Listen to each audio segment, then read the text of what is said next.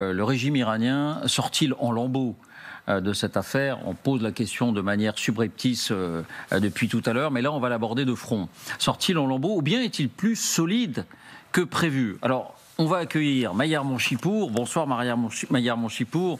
Merci d'être avec nous ce soir. Je rappelle que vous êtes champion du monde de boxe, donc on vous a beaucoup applaudi, mais vous suivez aussi cette situation de très près, puisque vos souvenirs ne vous quittent pas. Vous êtes un Iranien d'origine, vous avez gardé la double nationalité? Oui, c'est obligatoire.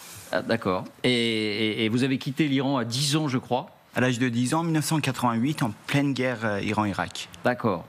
Vous avez vécu 10 ans de cette révolution iranienne, vos 10 premières années, mais vous et votre famille, vous êtes venus ensuite vous installer en France. On va livrer un élément d'appréciation peut-être sur l'état dans lequel se trouve le régime iranien. On y faisait allusion, c'est qu'un coin du voile se lève sur ce qu'ont été les opérations du Mossad contre d'une part des dignitaires militaires iraniens et d'autre part les fameux ingénieurs scientifiques.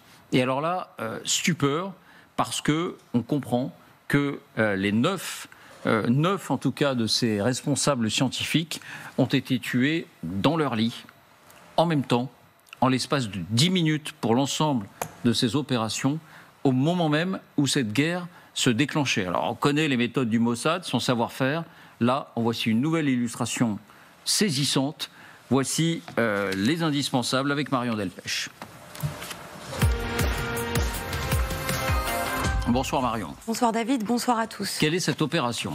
Eh bien, aujourd'hui David, on découvre les circonstances dans lesquelles le Mossad a tué 9 des meilleurs experts du programme nucléaire iranien. La vérité semble incroyable. Ils sont morts, vous l'avez dit, chez eux, en pleine nuit, dans leur lit, dans leur sommeil, et tous simultanément. C'est l'apogée de l'opération Narnia, qui vise à anéantir le programme nucléaire iranien en tuant les cerveaux. Une opération menée en secret depuis des années. Comment les ont-ils localisés, approchés? Eh bien, selon la chaîne israélienne N12, ces scientifiques ont fait l'objet d'une surveillance étroite par une équipe spécialisée du Mossad, mêlant chercheurs, technologiques et experts de l'Iran. Cette équipe était infiltrée en Iran, sans doute dans le programme nucléaire, et tout s'est accéléré à partir du 13 juin, date à laquelle Israël a lancé ses bombardements. Alors, que sait-on des modalités de cette opération? Eh bien, au moment où l'opération Rising Lion débute, les scientifiques n'en savent rien. Ils dorment à point fermé chez eux, à Téhéran. Un haut responsable israélien révèle que lorsqu'ils ont été frappés, ces scientifiques pensaient que leur maison était des zones sûres. L'opération est extrêmement rapide. Elle dure en tout et pour tout une dizaine de minutes. Afin d'éviter que l'alerte ne soit donnée, reste un mystère, l'arme. Eh bien, les maisons ont été tout simplement bombardées. Certains spécialistes évoquent des micro-missiles furtifs guidés par l'intelligence artificielle. On s'interrompt une seconde. Est-ce que l'un d'entre vous a une idée de ces armes utilisées? On parle a priori d'agents infiltrés en Iran qui auraient tiré ces missiles directement sur les maisons.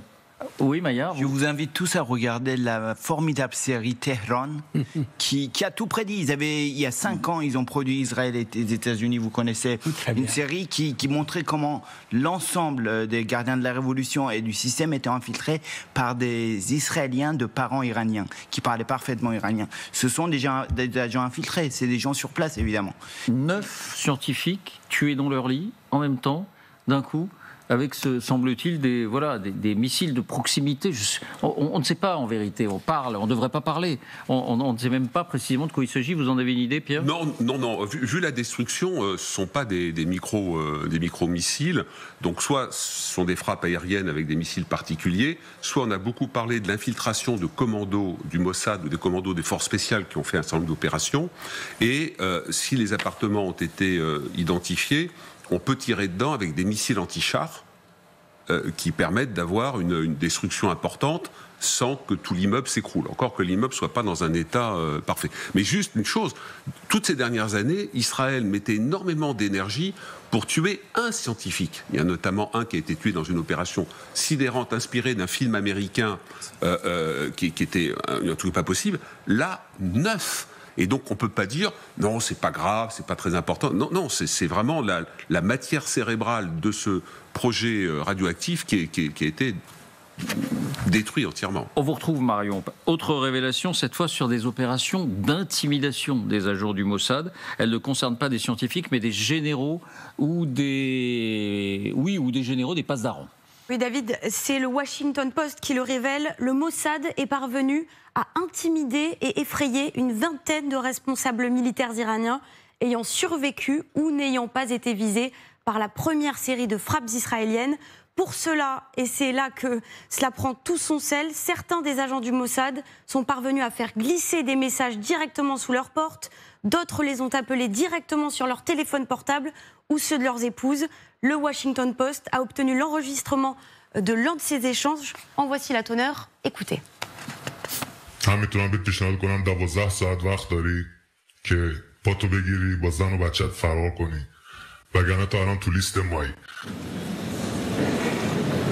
دوازده ساعت وقت داری یه فیلم درست کنی ما از این حکومت دست کشیدیم و نمیخوایم جونمون رو قربونی آدمایی کنیم که زدن کشورمون رو 46 سال نابود کردن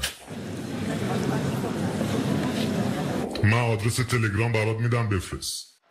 Une source du Washington Post déclare « Les dirigeants de second rang censés hériter des postes et remplacer ceux qui ont été éliminés sont terrifiés. Khamenei rencontre de sérieuses difficultés pour nommer ses successeurs au poste de responsable éliminés lors de l'opération.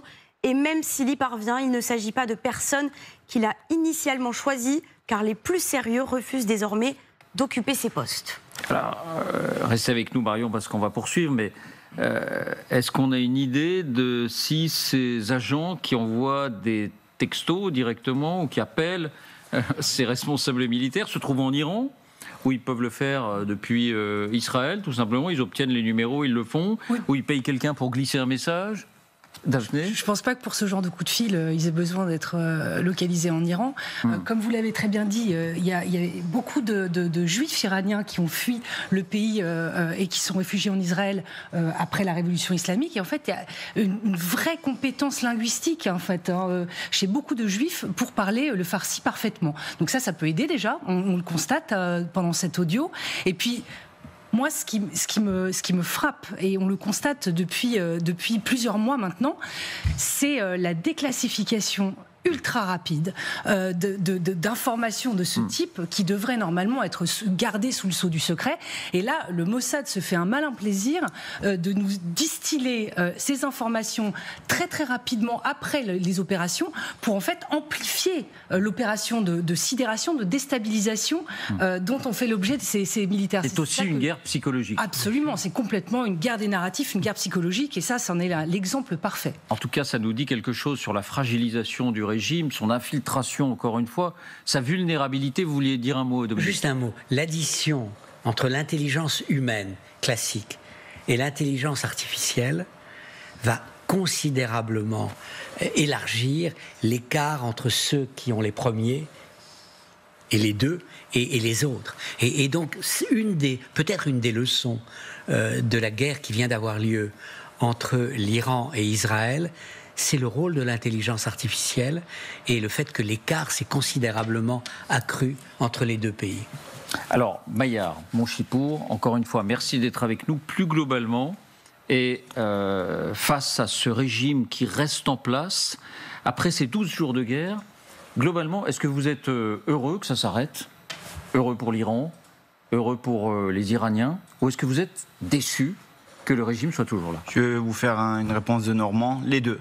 Je suis heureux, je ne veux pas être autrement, sinon je me ferais insulter par mes compatriotes de mon autre pays iranien, parce qu'eux, ils reçoivent, même si c'est plutôt bien ciblé, ils ont peur, et la terreur est importante, ils reçoivent quand même des bombes, mais déçus, parce que ces mollahs et leurs accompagnateurs, les gardiens de la Révolution, ne partiront jamais.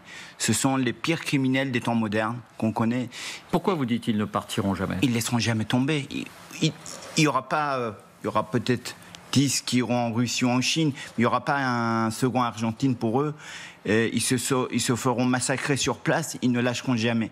Ils tueront jusqu'au dernier dernier Iranien, ils vendront jusqu'au dernier mètre carré de l'Iran. Rappelez-vous, la guerre Iran-Irak 80-88, au bout de 1 an, Saddam Hussein a attaqué l'Iran parce qu'il croyait l'Iran fragilisé après la révolution, mais il a attaqué également parce que Khomeini demandait aux chiites d'Irak de faire la même chose qu'en Iran. Il s'est défendu également. Et au bout d'1 an, il a demandé que tout s'arrête. Il a proposé l'armistice. Ils ne l'ont pas accepté. Ils ont vendu 350 à 500 000 de nos enfants, de nos frères, de mes frères, sur les champs de bataille, juste pour rester au pouvoir. Ce sont de sanguinaires personnages. Sacrifiés, vous voulez dire, oui. Jamais ils laisseront tomber. Ils tueront tout ce qu'il faut pour rester au pouvoir. Est-ce que ça signifie que vous vous attendez là, dans les jours qui viennent, maintenant que cette phase aiguë de la guerre est terminée, à ce qu'il y ait un mouvement de répression plus féroce encore contre les opposants? De massacre, de massacre. Vous attendez un massacre? Après la fin de la guerre Iran-Irak, ils ont massacré en plusieurs semaines 30 000 opposants, notamment les Moudjahidines. Dès qu'il y a une révolte, 1500 personnes après les révoltes pour la vie trop chère, 1500 personnes dans les rues en une journée après les élections d'Ahmadinejad, et 500 personnes sur la révolte, la dernière révolte des Iraniens, Femmes, Vie, Liberté. Ils ne passeront pas. Ils lâcheront rien, ils massacreront père et mère pour rester au pouvoir. Ce sont de sanguinaires personnages. Et nous, on le dit toujours, je le répète, j'aimerais bien que nos compatriotes l'entendent, l'Iran est sous occupation depuis 1979. C'est pas nous, c'est eux. Sous occupation, c'est le mot que vous employez. C'est très clair. Est-ce que vous vous attendez malgré tout à ce qu'il y ait des manifestations? Est-ce que les gens descendent dans la rue ou est-ce qu'ils vont anticiper ce que vous décrivez? Ils vont anticiper, ils ont peur, ils connaissent le régime et ils n'ont pas d'armes. Même si, on va dire, les avions, les tanks du CEPA ont été détruits, ils ont de l'artillerie. Et avec un point, vous ne pouvez pas vous battre contre des mitraillettes. C'est très compliqué. Vous parvenez à garder des contacts avec certains de vos amis en Iran? L'Internet est coupé. Dès qu'ils arrivent à se brancher, ce sont les jeunes qui communiquent avec moi, notamment les jeunes sportifs. Ma propre famille, parce que moi je suis visé, ne me répond pas. C'est tout simplement ne me répond pas. J'ai essayé les premiers jours et en fait quand j'ai vu qu'ils effaçaient l'historique des appels manqués, je les ai laissés tranquilles. Ce sont les jeunes et c'est légèrement, le sentiment est en train de changer, ils sont déçus.